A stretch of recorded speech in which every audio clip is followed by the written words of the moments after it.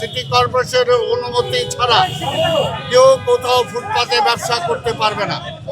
আর কোনো রাস্তায় তো কোনো হকার বসতেই পারবে না, ব্যবসা করা সেখানে করবে না। আপনারাই বলেন, এই যে ফুটপাতে পুরো এইভাবে করে রাখছেন, আমি কি করব? আর এটাকে উচ্ছেদ করা ছাড়া তো বিকল্প নাই, তাই না? কারণ এই ব্যাপারে আপনারা সহযোগিতা করেন, নাগরিকের সহযোগিতা চাই।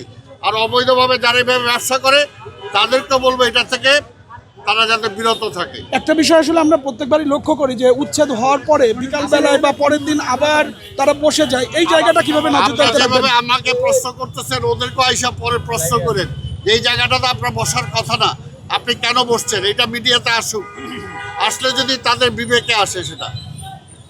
Thank you. এটা কোথায়?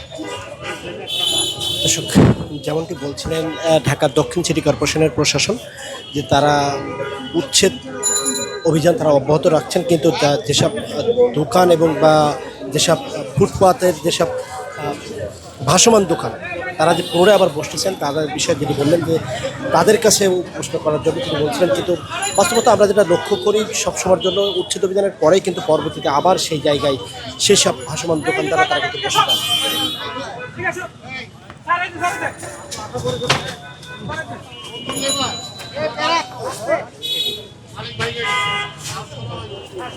এখন সরাও, নাহলে সব নিয়ে যাবে। না সরাও, এখন সরাই দিব স্যার।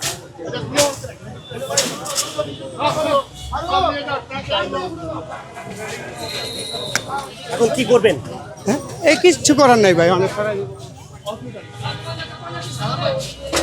দর্শক, সেগুনবাগিচায় যে পুরাতন আসবাবপত্র বিক্রির যে জায়গা ছিল সেই জায়গাটাও কিন্তু এখন ঢাকা দক্ষিণ সিটি কর্পোরেশনের প্রশাসনের পক্ষ থেকে সেগুলো কিন্তু সরিয়ে দিচ্ছে, উচ্ছেদ করছে, যেটি আমরা লক্ষ্য করছি। এবং সেই উচ্ছেদের সময় তারা কিন্তু তাদের সেই জিনিসপত্র তথা আসবাবপত্র তারা কিন্তু সরিয়ে নিচ্ছেন, যেটি আমরা লক্ষ্য করছি।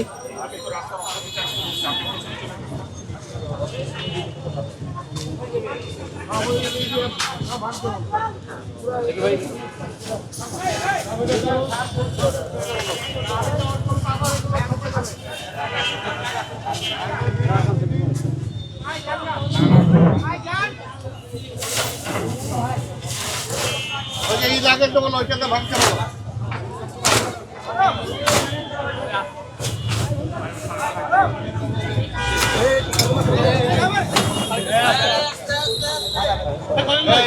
এটা কালকে এসে চেক করবা ওর দোকান বন্ধ হয়েছে কিনা। ভাইয়া আমরা তো একটু কথা বলি, ফাইনাল ব্রিফটা একটু করি। যেটা মতো আজকে আপনারা কিসের অভিযানটা করলেন এবং সার্বিক কি করলেন এটা যদি বলতেন, সেটা কি ছিল? আমরা এখনো বলবো আল্লাহ রাস্তায় আপনারা সবাই সচেতন হন। যেখানে যাকে থাকা দরকার, যেখানে আপনার ব্যবসা স্থল সেখানে ব্যবসা করেন, ফুটপাতে ব্যবসা করা যাবে না। ফুটপাত আপনি চিন্তা করে দেখেন, এখানে বলেন যে ফুটপাত দখল করে যেভাবে আছে এটা কি কোনো হলো? এটাকে যদি এখন আমাদের উচ্ছেদ করা ছাড়া কোনো বিকল্প আছে? কাজে ভবিষ্যতে যাতে একদম একদম কাজে এছাড়া আমার কোনো বিকল্প নেই। এখন আমি এখনো আপনাদের মাধ্যমে যারা ফুটপাতে ব্যবসা করেন তাদেরকে বলবো, সিটি কর্পোরেশনের অনুমতি ছাড়া কেউ কোথাও ফুটপাতে ব্যবসা করতে পারবে না। আর কোনো রাস্তায় তো কোনো হকার বসতেই পারবে না, এটা হলো পরিষ্কার। যারা যেখানে বসবে সিটি কর্পোরেশনের অনুমোদিত হকার হতে হবে, এটা হলো পরিষ্কার। আমরা অনুমোদন দেওয়া শুরু করেছি, তারা সিটি কর্পোরেশন থেকে তাদের অনুমোদন নেই। আজকে তো আপনি কঠিন একটা হুঁশিয়ারি দিলেন, সেই সঙ্গে তারপরও যদি যারা না মানে, তারপরে যদি আবারও দেখেন যে সেম কার্যকলাপ তারা না মানলে এরপরে আমরা আরো চূড়ান্ত নেবো, এরপরে ফাইট করবো, আরো ডাবলের বেশি ফাইট করবো আমরা। এরপরে মামলা করব, এরপরে মামলা হবে তাদের বিরুদ্ধে। মামলা হইলে তারপর দৌড়াবে তারা। আপনাদের জনবল কেমন আছে? জনবল আমাদের যা থাকার সবই আছে, সব আছে। এটা কি কন্টিনিউ চলবে? এটা চলমান চলবে, চলমান চলবে, কারণ এছাড়া আমাদের উপায় নাই। আমরা চেষ্টা করছি, আমরা বারবার বলছি এই ঢাকা শহর আপনার, এই ঢাকা শহর আমার, এই ঢাকা শহরকে পরিচ্ছন্ন রাখার দায়িত্ব একা সিটি কর্পোরেশনের না, আমাদের সবার। এখানে আপনারা সহযোগিতা করেন। যত্রতত্র আপনি ব্যবসা নিয়ে বসে যাবেন সেটা তো হবে না।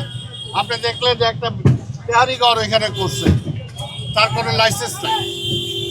একটা বিল্ডিংয়ের মধ্যে চিন্তা করে দেখেন, বিল্ডিংয়ের মধ্যে সে কোনো লাইসেন্সবিহীন সে ব্যবসা করছে।